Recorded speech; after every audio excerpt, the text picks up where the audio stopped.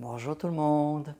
J'avais dit que je reviendrais vous voir pour vous présenter ma nouvelle capsule sous le thème Le chaînon manquant. Alors, me voilà aujourd'hui. En fait, le chaînon manquant dans le monde de la biologie et de l'évolution humaine fait référence à la zone où l'ADN est passé du singe à l'être humain et il semble que dans cette équation-là, il y a eu un saut quantique qui a été fait qui manque dans l'observation. Est-ce qu'il y a eu une intervention extérieure? Peu importe, je n'irai pas là aujourd'hui, mais c'est la référence du chaînon manquant. J'avais envie de vous présenter ce thème-là aujourd'hui sous l'angle de l'évolution, parce que pour moi, il y a l'évolution de l'ADN, mais il y a évidemment l'évolution de l'être à l'intérieur du corps, l'être humain, l'homme et la femme, créés à l'image, à la ressemblance de Dieu selon les religions et les livres bibliques. En fait, à partir du moment où on comprend que l'être humain est un être qui a quitté la sensation d'être uni à la source pour entreprendre le parcours de retourner à cette sensation d'union. Si vous avez écouté mes enseignements, si vous avez lu mon livre, je l'explique bien, tout le concept de la séparation, pour entreprendre ensuite le parcours de retour à la conscience élargie. Je ne suis évidemment pas le premier à présenter ce concept-là. L'idée est d'accepter que si on était unis à la source et qu'on s'en est séparés, le parcours spirituel consiste à revenir à l'état originel ou original d'union. C'est le parcours qu'on décrit dans plusieurs voies spirituelles. À partir du moment où j'ai commencé le chemin spirituel, j'ai commencé vraiment à me poser des questions. Comment on retourne à la lumière? Qu'est-ce qui nous ramène? Et là, on est arrivé avec l'époque du Nouvel Âge, où on nous parlait des mondes de lumière, qu'on était des êtres, des anges venus sur Terre, et qu'on était venus apporter notre lumière, et à quelque part, c'est glissé dans l'équation quelques éléments du genre si les gens ne comprennent pas qui on est, c'est parce que notre lumière les éblouit, puis on est rentré dans une forme, je dirais, d'ego spirituel, où on a oublié de comprendre qu'on est des êtres multiples et que finalement, les éléments, les ombres, les fameuses ombres qu'on traîne, qu'on observe à l'extérieur, sont les éléments qu'on traîne dans le sac à dos. Ça a été quelque chose pour moi qui était vraiment majeur dans mon chemin spirituel de comprendre que l'extérieur, l'extérieur n'est pas séparé à l'intérieur, de l'intérieur, et que les ombres extérieures sont des reflets des ombres intérieures. Ça a été vraiment une grande révélation pour moi, cette équation-là, mais après ça, je me suis dit, bon, comment est-ce qu'on fait pour gérer ces fameuses ombres extérieures-là? Et là, on nous enseignait qu'il fallait focuser sur la lumière, aller vers la lumière, seule la lumière existe, dans le fond que l'ombre est une illusion. Je me disais, c'est merveilleux, l'ombre est une illusion, mais si une voisine qui me crie après ou quelqu'un qui m'envoie une mise en demeure, j'ai beau dire que l'ombre est une illusion, mais mes émotions qui vont être générées vont être réelles. Donc, tout ça m'a amené à réfléchir beaucoup sur le concept de l'ombre et de la lumière dans ce qu'on appelle la dualité. Mais j'entendais aussi en parallèle dans mes recherches spirituelles à l'époque, quand j'ai commencé, on me disait toujours que l'ombre et la lumière cherchent à quelque part à se réunir et à retourner au point zéro. Mais là, je ne comprenais pas, je dis OK, mais l'ombre et la lumière qui sont dans le fond des illusions de deux réalités qui n'existent que dans notre dimension. Qu'est-ce que ça veut dire concrètement? Ça veut dire que dans la 5e dimension, il n'y a pas d'ombre, lumière comme on la connaît sur Terre. C'est-à-dire que l'ombre vient du concept de séparation et comme dans la 5e dimension, la séparation n'existe pas parce que tous les êtres sont liés les uns les autres, 5e dimension en montant, et en même temps, dans la 5e dimension, s'il n'y a pas de séparation, il n'y a pas non plus de policiers, il n'y a pas d'armée, il n'y a pas d'inspecteurs municipaux, il n'y a pas de juges, il n'y a rien de ça. Pourquoi? Parce que les êtres sont naturellement unis les uns les autres et il n'y a rien qu'on ferait à l'autre qu'on ne voudrait pas se faire à soi-même. Donc, à partir du concept où tout ce qu'on fait les uns les autres, c'est un prolongement de nous et à quelque part, quand on est relié à l'autre, on sait qu'il est un aspect de nous. Tout comme on ne prendrait pas la main droite pour découper la main gauche, on ne ferait pas au voisin ce qu'on ne voudrait pas se faire à soi-même. Donc, le concept de loi, de rigidité, interdit de faire ceci, cela, n'existe tout simplement pas parce que les gens sont unis les uns les autres et la loi de l'amour fait en sorte qu'il n'y a rien qu'on ferait à l'autre qu'on ne se ferait pas à soi-même. Donc l'harmonie est naturelle. Vous le comprenez bien. Quand on retourne dans notre lumière, l'harmonie est beaucoup plus facile. Donc le concept sur Terre, c'est de comprendre d'où vient la disharmonie. Je ne voudrais pas rentrer dans le propos de ce sujet-là aujourd'hui, bien que je le décris beaucoup dans mon livre, mais d'où vient la disharmonie? OK, c'est une chose, mais comment est-ce que la disharmonie se ramène à l'harmonie? Comment on la rééquilibre? Et d'où le thème du fameux chaînon manquant, pour moi, de focusser sur la lumière était un élément qui peut-être pour certains a fonctionné, la fameuse pensée positive, vois le merveilleux en tout et tu deviendras le merveilleux. C'est pas que je n'y crois pas, au contraire même, mais je me disais, il y a un élément là-dedans qui manque. Tu sais. Je me disais, OK, je peux bien focuser sur le merveilleux, ne voir que le merveilleux, croire au merveilleux, mais en même temps, comme je le disais, quand le huissier cogne à la porte et que je suis habité par des émotions de peur, de panique, ça y est, je vais tout perdre, j'ai beau focuser sur le merveilleux, ça n'arrive pas, ça ne se gère pas de la même façon parce que là, je suis habité par un message, un messager de l'ombre qui vient m'assaillir. Peut-être qu'il n'y aura pas une perte de la maison, mais la pensée de ça y est, je vais tout perdre, étant en train de m'habiter, je ne peux pas juste dire va-t'en, tu es une illusion, je regarde sur la lumière et tu vas disparaître. Donc, tout le parcours pour moi a été de me questionner sur comment je fais pour faire cohabiter ces fameuses pensées positives-là avec les ombres qui habitent le quotidien. Quand j'ai commencé à comprendre que les ombres faisaient partie des éléments de moi que je n'avais pas gérés ou pour lesquels je portais des jugements, soit dans cette vie ou dans une vie passée, j'ai compris que ces ombres-là me suivaient. Mais maintenant, si elles me suivent et qu'elles utilisent la forme du huissier, si je reprends mon exemple, il faut que je trouve un moyen de gérer le huissier, gérer la forme pensée qui a attiré ça. Et tout le parcours pour moi a été de me questionner sur, OK, au lieu de dire, je vais focusser sur ma lumière pour que l'ombre disparaisse, un peu comme s'il y a de la poussière dans le salon et je m'en vais dans la cuisine en me disant, ça va disparaître, peut-être que le vent va tout emporter. Ou l'autre solution, c'est de dire, je vais rentrer dans le salon, je vais aller vraiment observer ce qu'il y a, prendre les moyens de le gérer et après, je pourrais retourner dans la cuisine pour apprécier l'environnement paisible. Mais en d'autres termes, si je fuis l'élément ombrageux, on comprend aujourd'hui qu'il va nous suivre, il va nous pourchasser. C'est tout le parcours d'utiliser notre lumière pour éclairer nos ombres et non d'utiliser notre lumière comme les fameuses confitures que je donne souvent dans mes exemples, la confiture de lumière sur nos ombres en pensant que ça va disparaître. Maintenant qu'on comprend que l'élément ombre n'est pas un élément extérieur qui nous pourchasse, mais bien un aspect de nous qui prend cette forme-là, toute la clé consiste à éclairer cet élément-là. Mais l'éclairer comment?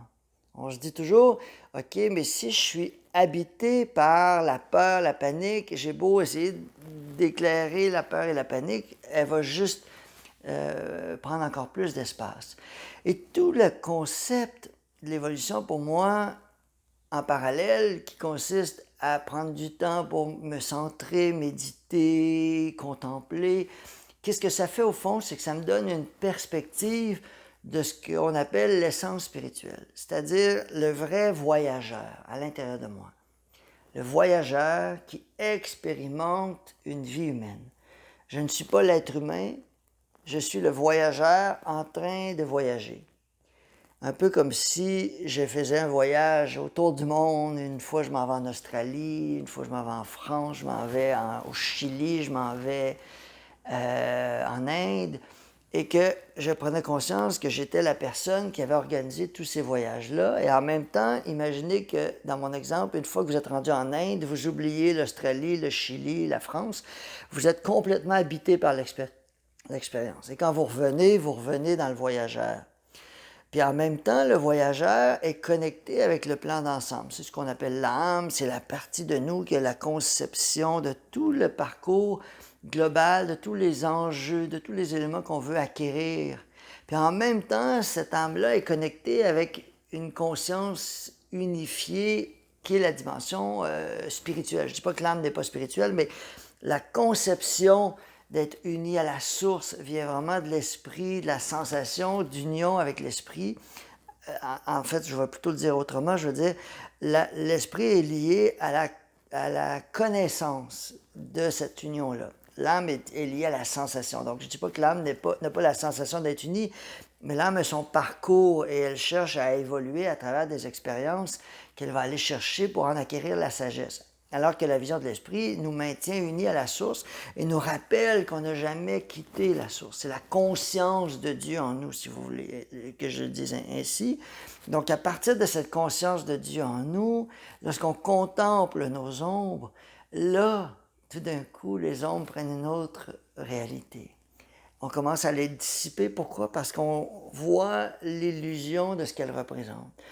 Mais pas parce qu'on voit l'illusion qu'elles ne sont pas réelles. Elles sont réelles pour un aspect de nous, et cet aspect a besoin de notre attention. C'est ce que j'appelle l'enfant intérieur. L'enfant intérieur qui est en lien avec l'ombre, il a besoin de toute notre attention. Toute notre attention. Pendant quelques minutes. Et ce rendez-vous-là va permettre à l'ombre de se réinstaller en nous. Concrètement, qu'est-ce que ça veut dire? Reprenons l'exemple du huissier. Tout d'un coup, je suis dans la panique, ça y est, ils vont tout enlever, je vais perdre ma maison, la voiture, je vais faire faillite. De quoi j'ai l'air, la honte, la famille, ils vont penser que je suis un bon à rien, je n'ai jamais rien réussi, puis ça y est, c'est confirmé. Je suis une erreur de la nature. Bon, parfait. Toutes ces émotions-là vont m'habiter. Tout d'un coup, je vais être inondé de ça.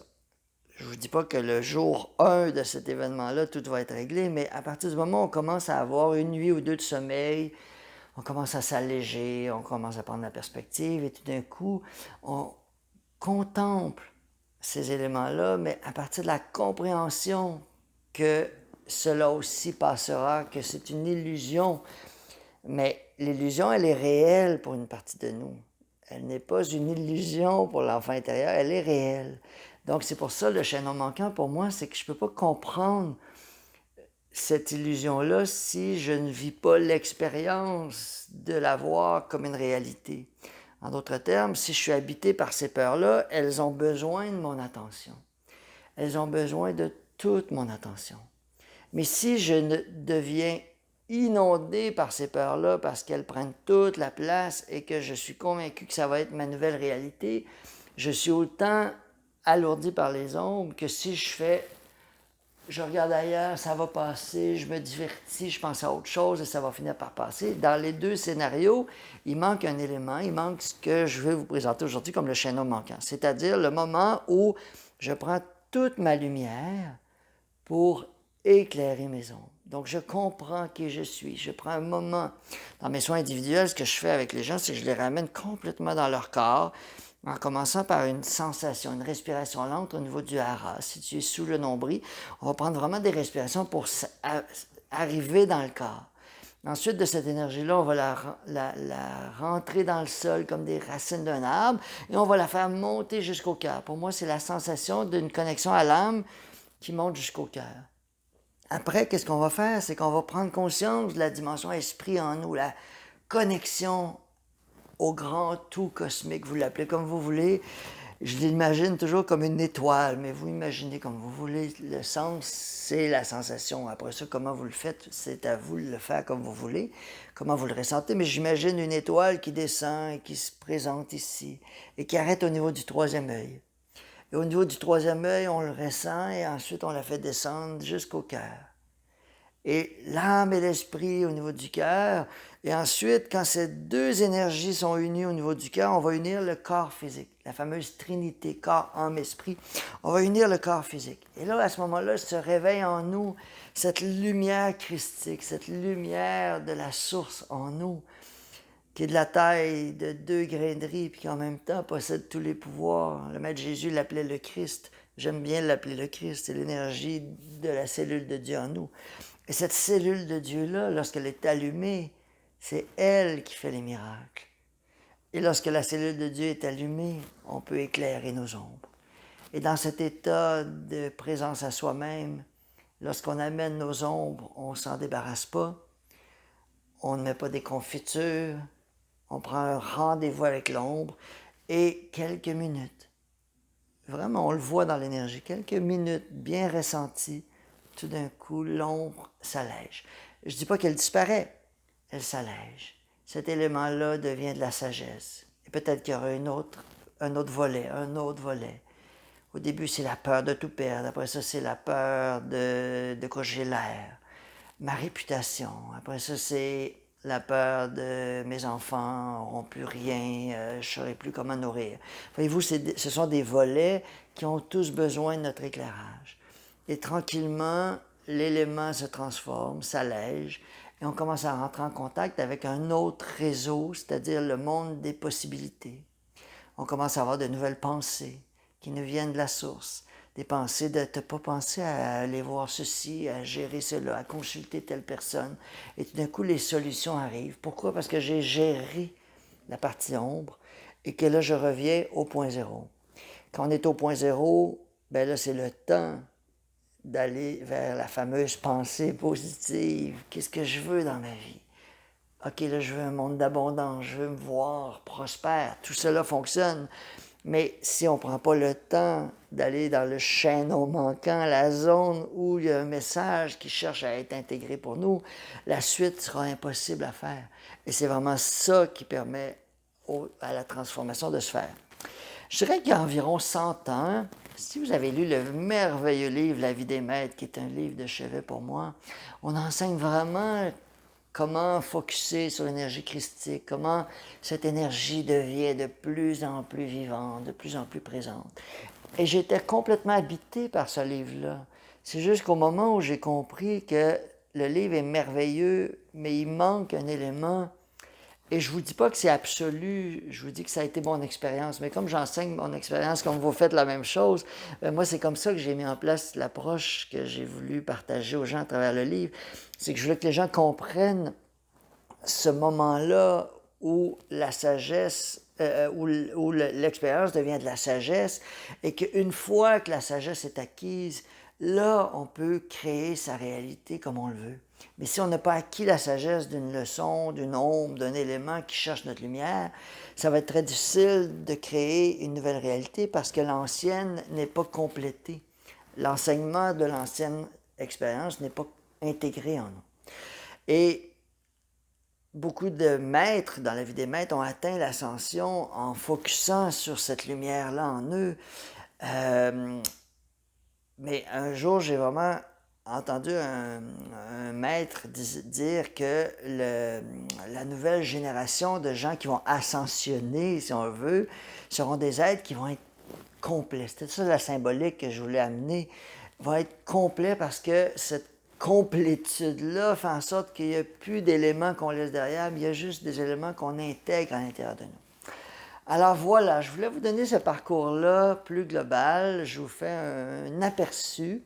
Redevenir complet, c'est le titre de mon livre, mais c'est aussi la base pour moi, mon enseignement à tous les niveaux des soins individuels, parce que je sais qu'il y a des gens qui sont très habiles à amener les gens à atteindre leurs objectifs, et c'est merveilleux, comme je le disais dans ma dernière capsule.